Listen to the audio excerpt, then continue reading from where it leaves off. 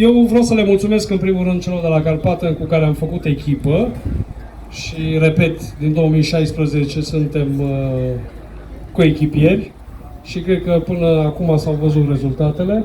Alături de mine este Laurențiu Șerban, un om foarte important din acest grup care se ocupă de creșterea animalelor, pentru că foarte, foarte important și le recomand tuturor colegilor bucătari ca în momentul în care își propun să gătească o carne sau să se canalizeze pe un sector sau pe o nișă, cum ar fi, eu am îmbrățișat ideea de carne de vită, că-s marcat din copilărie, bunicii mei găteau foarte des.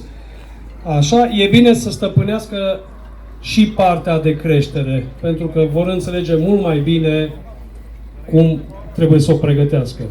Laurențiu, poate spui și tu câteva cuvinte pe partea voastră de fermă? Bună ziua, vă salut! Suntem într-un eveniment în care ferma să o pomenim ca rădăcină a ceea ce vedem aici.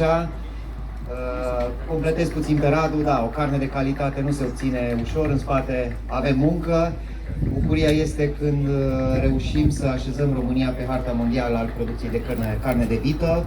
Și aici, după fermă, dăm întâietate Masterchef-ilor și mulțumesc, Radu, mulțumesc pentru toate edițiile, la cât mai multe, cât mai mari.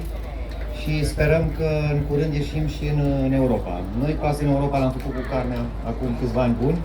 Am startat cu genetică, am dezvoltat cu producția de carne.